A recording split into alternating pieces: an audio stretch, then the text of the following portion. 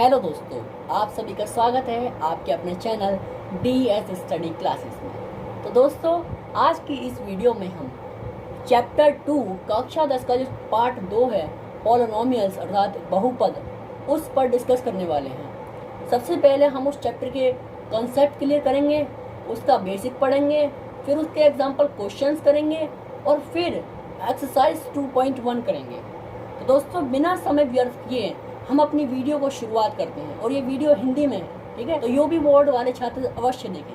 तो चलिए वीडियो शुरू करते हैं।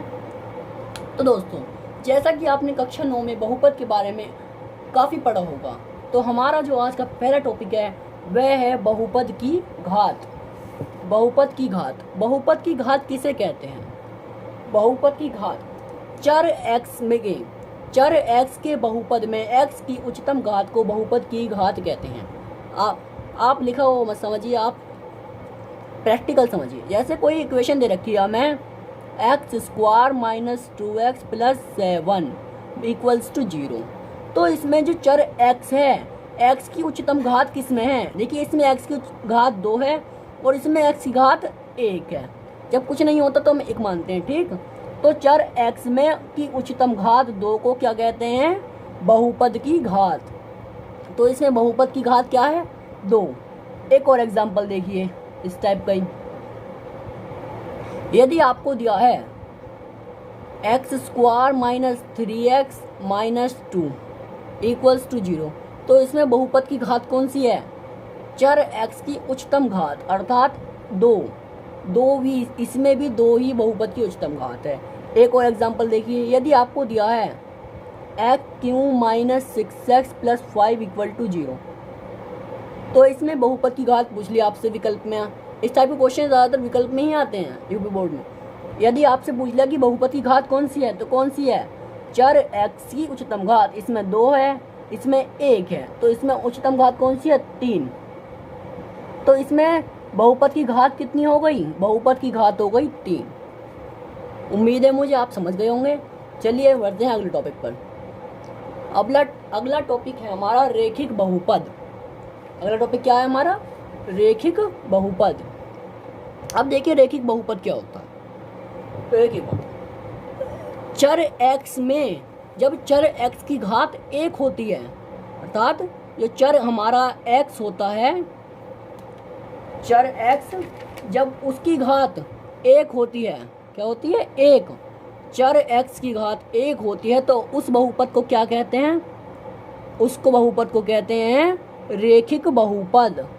क्या कहते हैं उसे कहते हैं रेखिक बहुपद। कहीं पर लिख दिया इन्होंने 2x - 7 = 0, तो इसमें चर की घात कितनी है? 1 है। तो ये क्या है? ये एक रेखिक बहुपद है। क्या है ये? रेखिक बहुपद। इसे इंग्लिश में कहते हैं लाइनियर पॉलिनोमियल। क्या कहते हैं? Linear polynomial. आप हिंदी में समझिए, जिस चर की घात 1 होती है उसे रेखिक बहुपद कहते हैं। यदि इस टाइप का क्वेश्चन आपके विकल्प में दर आता है कि 2x - 7 = 0 कौन सा बहुपद है, तो आपको देखना है कि चर x की घात कितनी है। यहाँ तो 1 है। जब कुछ नहीं दिया होता तो 1 मानते हैं। जैसे कि आपको दिख रहा है कि यहाँ चर x की घात 1 है, तो इसका आंसर क्या होगा? ये एक रेखिक बहुपद है, क्योंकि रेखिक बहुपद में चर की घात जो होती है वो क्या होती है? 1 होती है। मुझे उम्मीद है आप समझ गए होंगे। फिर भी एक एग्जांपल देखते हैं। यदि आपको दे दिया 4x + 5 = 0, इससे आप क्या कहेंगे? ये भी रेखिक बहुपद है, क्योंकि इसमें चर x की घात कितनी है? 1 है। कितनी है? 1 है। अब अगला आता है द्विघात बहुपद। द्विघात बहुपद किसे कहते हैं?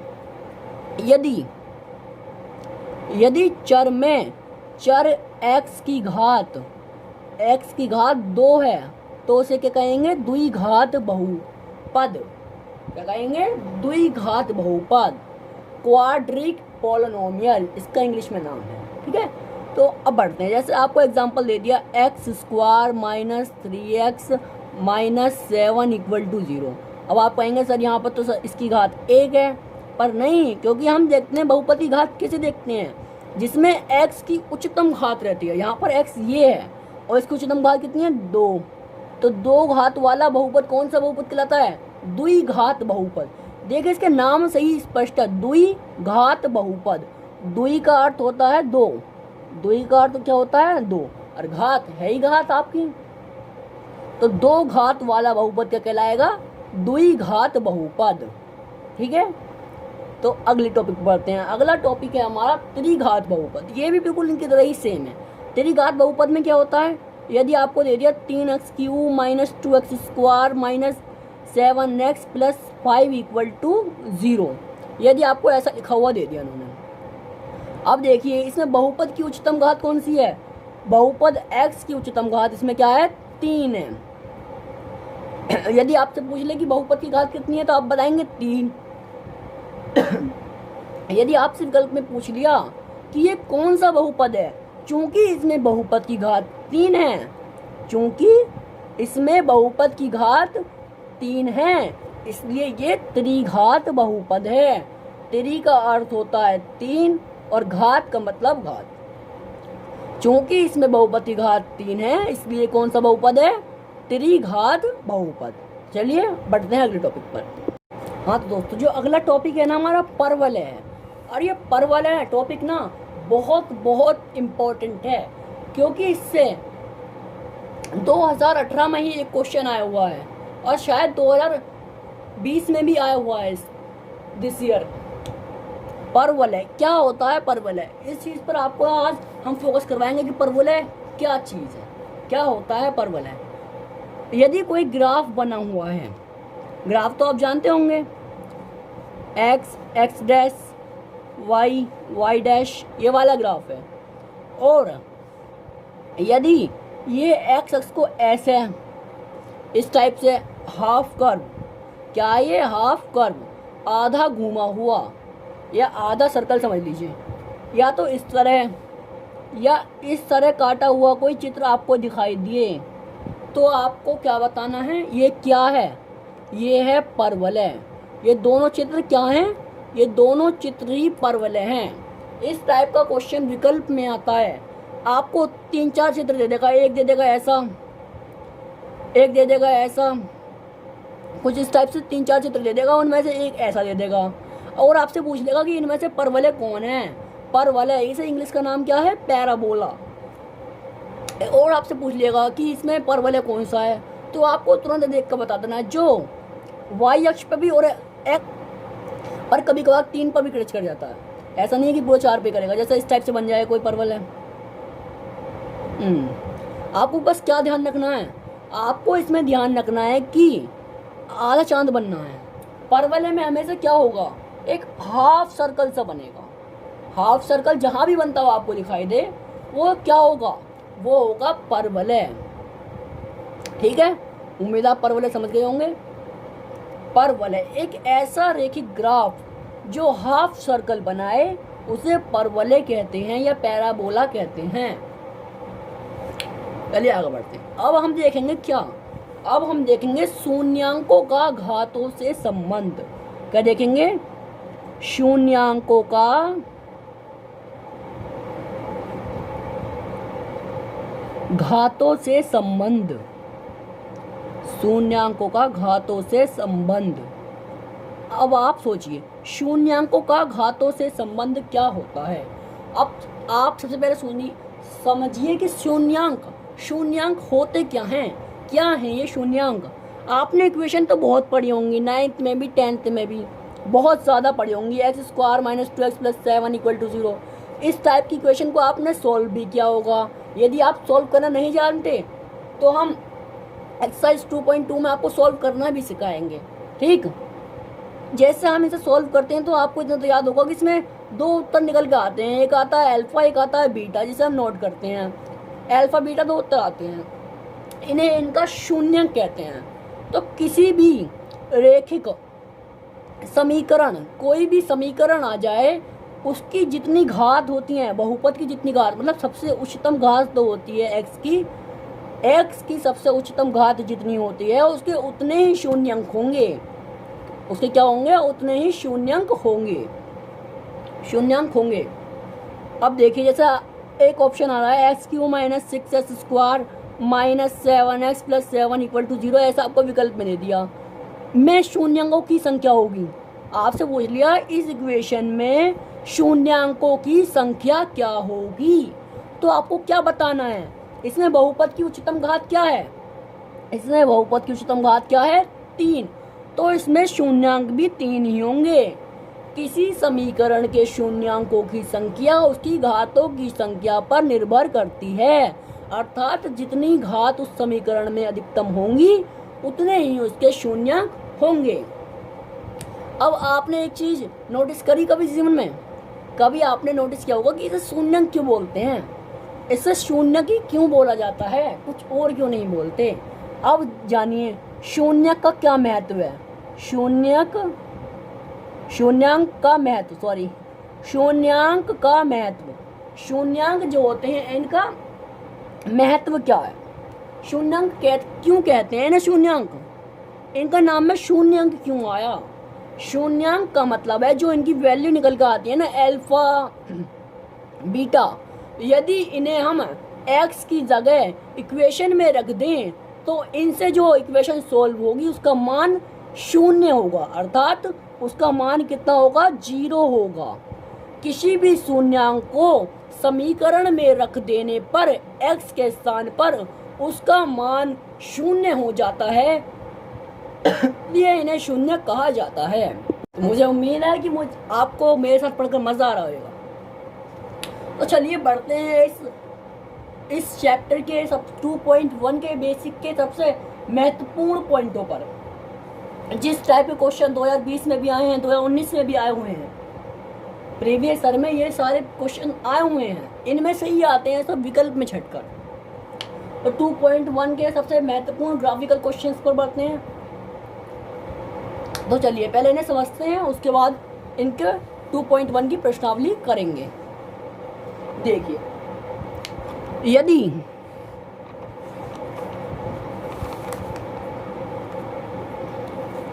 यदि आपको कोई ग्राफ दिया हुआ है, और वह आपसे पूछ रहा है कि इस ग्राफ में शून्यकों की संख्या कितनी होगी। इस ग्राफ से पता लगाइए कि इसमें शून्यांकों की संख्या कितनी होगी। निकालने का ट्रिक यह है कि आप इसे देखिए कि ये एक्स अक्ष को कितनी बार स्पर्श कर रहा है। जितनी बार यह एक्स अक्ष को स्पर्श कर रहा होगा इसके शून्यांकों की संख्या भी उतनी ही होगी। जैसे देखिए ये एक्स अक्ष को कहाँ स्पर्श कर रहा है, एक तो यहाँ स्पर्श कर रहा है, एक्स अक्ष को एक स्पर्श कर रहा है यहाँ, तो इसमें शून्यांकों की संख्या कितनी होगी 2 होगी। कितनी होगी 2। इसी क्वेश्चंस के आधार पर आपके 2.1 में सारे क्वेश्चंस दिए हों, तो ढंग से समझिएगा, ठीक है। बहुत आसान है, ज़्यादा मुश्किल नहीं है। आपको एक और एग्जांपल देखते हैं इसी टाइप का। ये हमारी बुक में दिया हुआ है आकृति 2.4 में, आप देखिएगा ज़रूर। ऐसा दिया हुआ है, एक ग्राफ बनाया हुआ है y डैश x और x डैश का। इसमें आकृति कुछ इस प्रकार है, ठीक है। अब इसमें कह रहा है कि इसमें शून्यांकों की संख्या कितनी होगी। इस ग्राफ से पता लगाइए कि इस ग्राफ में शून्यांकों की संख्या कितनी होगी। अब मैंने आपको क्या बताया, शून्यांकों की संख्या किस प्रकार ज्ञात करते हैं। शून्यांकों की संख्या ज्ञात करने की सबसे महत्वपूर्ण विशेष ट्रिक यही है, इसमें ध्यान दें कि ये एक्स अक्ष को जितनी बार टच कर रहा होगा उतनी ही इसके अंदर शून्यांकों की संख्या होगी। देखिए इसमें एक्स अक्ष को कितनी बार टच कर रहा है, एक्स अक्ष को ये सिर्फ एक बार टच कर रहा है, बाकी यहाँ पूरा खाली है और यहाँ भी पूरा खाली है। तो कितनी बार टच कर रहा है इसने एक्स अक्ष को, सिर्फ एक बार। तो इसमें शून्यांकों की संख्या कितनी होगी। जब एक बार इसने टच करा है तो शून्यांकों की संख्या भी तो एक ही होगी मेरे दोस्त, समझे कि नहीं। समझ गए होंगे मुझे पूरी उम्मीद है। चलिए बढ़ते हैं प्रश्नावली की ओर। अब प्रश्नावली को भी देखते हैं क्या कह रहे हैं। तो चलिए दोस्तों प्रश्नावली 2.1 शुरू करते हैं। तो ऐसा पहला क्वेश्चन हमें दिया है, ये x डैश y डैश का ग्राफ बना हुआ है, एक स्ट्रेट लाइन यहाँ से जा रही है। अब हमको क्या देखना है, इसने पूछा है शून्यांकों की संख्या ज्ञात कीजिए। अब हमें शून्यांकों की संख्या ज्ञात करने का फॉर्मूला तो पता है, जितनी बार x अक्ष को टच करेगा उतने ही शून्यांक होंगे। अब देखिए ये स्ट्रेट लाइन तो एक्स अक्ष को एक बार भी टच नहीं कर रही, तो इसमें शून्यांकों की संख्या कितनी होगी? जब ये स्ट्रेट लाइन एक्स अक्ष को एक बार भी टच नहीं कर रही तो इसमें शून्यांकों की संख्या कितनी होगी? शून्य। इसमें शून्यांकों कितना संख्या कितनी होगी? शून्य होगी। क्यों? क्योंकि इसमें ये लाइन एक्स अक्ष को एक बार भी टच नहीं कर रही, इसलिए इसमें शून्यांकों की संख्या भी शून्य होगी। क्योंकि समीकरण में एक्स अक्ष को टच करना बहुत अनिवार्य है। अब बढ़ते हैं अगले प्रश्न। अगला प्रश्न हमारा वाई वाई के बीच ग्राफ बना हुआ है और ये लाइन इस प्रकार जा रही है। हमें सिर्फ लाइन को देखना है, ग्राफ तो हमेशा ही बने रहते हैं, हमें सिर्फ लाइन पर फोकस करना है। ये लाइन जा रही है। अब इसमें हमें शून्यांकों की संख्या ज्ञात करनी है, तो इसमें शून्यांकों की संख्या कैसे ज्ञात करेंगे? अब देखेंगे एक्स अक्ष को कितनी बार टच कर रहा है। देखेंगे एक्स अक्ष को एक बार टच कर रहा है। ये कितनी बार टच कर रहा है? सिर्फ एक बार। तो इसमें शून्यांकों की संख्या कितनी होगी? शून्यांकों की संख्या बराबर एक होगी। क्यों होगी एक? क्योंकि यह एक्स अक्ष को एक बार स्पर्श करता है। बढ़ते हैं अगले प्रश्न पर। अगला प्रश्न नंबर 3। इसमें एक ग्राफ बना हुआ है, आपको दिख रहा होगा चित्र में। इसमें कह रहा है कि शून्यांकों की संख्या कितनी होगी? जितनी बार ये स्पर्श करेगा एक्स अक्ष को, उतने ही शून्यांकों की संख्या होगी। तो चलिए देखते हैं ये एक्स अक्ष को कितनी बार स्पर्श कर रहा है। एक बार कर रहा है, ये तो ओ है केंद्र इसका, दूसरी बार कर रहा है और तीसरी बार कर रहा है। यह एक्स अक्ष को पूरे 3 बार स्पर्श कर रहा है, इसलिए इसमें शून्यांकों की संख्या कितनी होगी? इसलिए इसमें शून्यांकों की संख्या 3 होगी। इसका आंसर 3 हो जाएगा। इसी प्रकार के प्रश्न आपके विकल्प में आने रखे हैं। यूपी बोर्ड 2021, 22, 23 सब में यही आने हैं। बस आपको सिर्फ क्या ध्यान रखना है, जितनी बार एक्स अक्ष को स्पर्श करेगा उतने ही शून्यांकों की संख्या होगी। इस चैप्टर से महत्वपूर्ण कुछ भी नहीं छोड़ेंगे हम। पूरा चैप्टर आपको महत्वपूर्ण पढ़ा कर रखेंगे ताकि आप यूपी बोर्ड पेपर में कुछ ना छोड़ पाएं। तो चलिए आगे बढ़ते हैं। 4th क्वेश्चन क्या कह रहा है हमारा? 4th क्वेश्चन कह रहा है कि इस ग्राफ में शून्यांकों की संख्या कितनी होगी। देखते हैं ये कितनी बार एक्स अक्ष को स्पर्श कर रहा है। जितनी बार एक्स अक्ष को स्पर्श करेगा ये, उतनी ही शून्यांकों की संख्या होगी। तो पहली बार यहाँ स्पर्श कर रहा है, दूसरी बार यहाँ स्पर्श कर रहा है। जैसा कि चित्र से स्पष्ट है कि यह 2 बार एक्स अक्ष को स्पर्श कर रहा है, तो इसमें शून्यांकों की संख्या भी कितनी होगी? क्या भी 2 होगी। कितनी होगी? 2। अब देखते हैं इसका 5वां प्रश्न।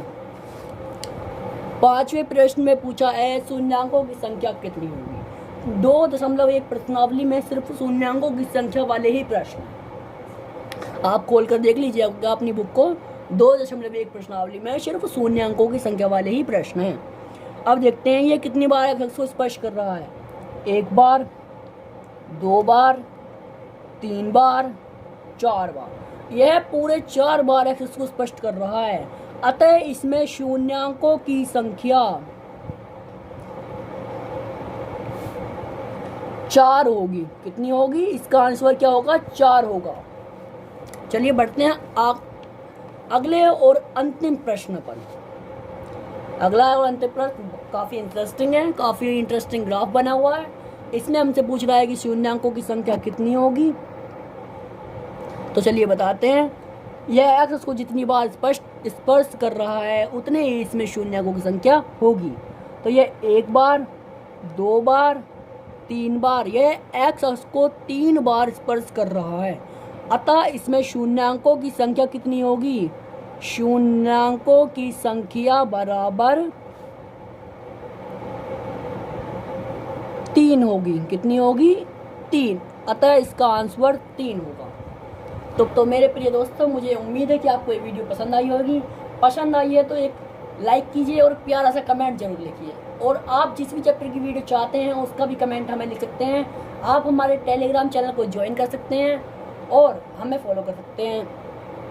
तो प्लीज़ वीडियो को शेयर करें, लाइक करें एंड सब्सक्राइब करें। इसी के साथ मैं दीपक सिंघल आपसे विदा लेता हूँ। जय हिंद, जय भारत, खुश रहिए।